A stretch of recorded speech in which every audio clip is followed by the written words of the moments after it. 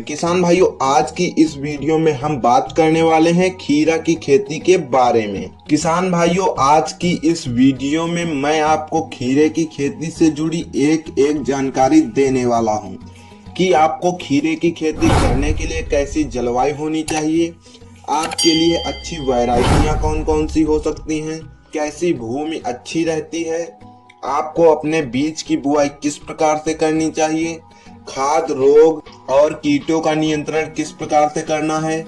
मतलब कि किसान भाइयों, इस वीडियो को देखने के बाद आपको खीरे से रिलेटेड किसी भी वीडियो को देखना नहीं पड़ेगा। तो चलिए बिना देर किए वीडियो को करते हैं स्टार्ट। किसान भाइयों, खीरा की खेती करने के लिए सबसे पहले बात करें तो वो है जलवायु। क्योंकि किसान भाइयों, खीरा एक गर्म मौसम की फसल है और खुले वातावरण में इसकी खेती की जाती है और इसमें फूल आने का समय 13 से 18 दिनों का होता है। मतलब कि आपकी फसल में 13 से 18 दिनों में फूल आना स्टार्ट हो जाते हैं। किसान भाइयों, अब बात आती है उत्तम मिट्टी कौन सी होती है। तो जैसा कि आप सभी लोग जानते हैं कि खीरा की खेती सभी प्रकार की भूमि में की जा सकती है, लेकिन इसकी अच्छी पैदावार के लिए दोमट एवं बलुई दोमट भूमि उत्तम रहती है, जिसका पीएच मान 5.5 से 6.8 के बीच होना चाहिए। तो ये रही किसान भाइयों आपकी उत्तम भूमि, जो कि दोमट एवं बलुई दोमट है। किसान भाइयों, अब बात आती है खेत की तैयारी। तो किसान भाइयों, अगर आपकी भूमि बलुई दोमट है तो उसमें आप 2 से 3 जुताई करके पाटा लगाकर खेत को तैयार कर सकते हैं और साथ ही साथ आखिरी जुताई के समय 200 से 250 कुंटल सड़ी गोबर की खाद प्रति हेक्टेयर की दर से अपने खेत में डाल दें, जिससे कि हमारी फसल का उत्पादन और भी बढ़ सके। किसान भाइयों, इसके बाद करना क्या है, आपको अपने खेत में क्यारियां बना लेनी है। किसान भाइयों, अब बात कर लेते हैं कि अपने बीज की बुआई सही तरीके से कैसे करें।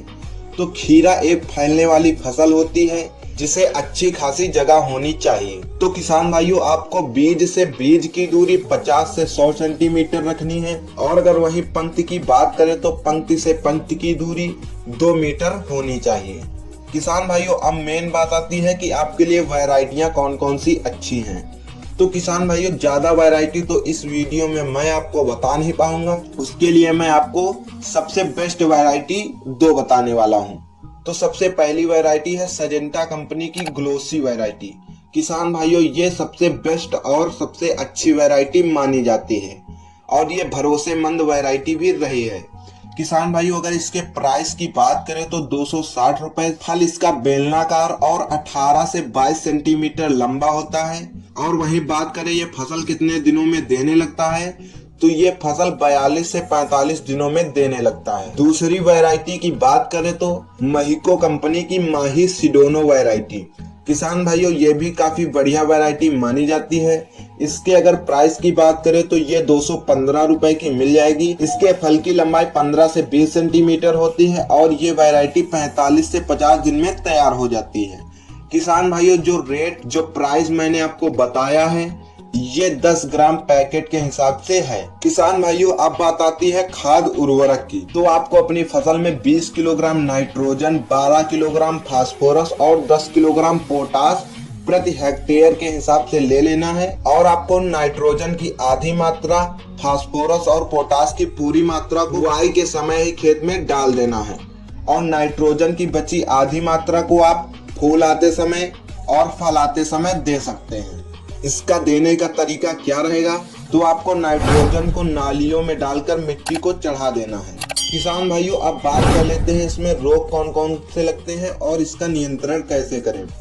तो किसान भाइयों, इसमें स्कोरपोरा धब्बा रोग लगता है और विषाणु रोग लगता है। किसान भाइयों, रोगों से बचने के लिए पहली बात तो आपको प्रमाणित बीज की बुआई करनी चाहिए, फसल चक्र अपनाना चाहिए और इसके साथ साथ किसान भाइयों, आपको कोसावेट गंधक 2 ग्राम प्रति लीटर पानी के हिसाब से घोल बनाकर स्प्रे करना है। किसान भाइयों, अगर विषाणु रोग की रोकथाम की बात करें तो आपको स्ट्रेप्टोमाइसिन 400 ppm का स्प्रे अपनी फसल पर करना है। किसान भाइयों, अब बात आती है सिंचाई की।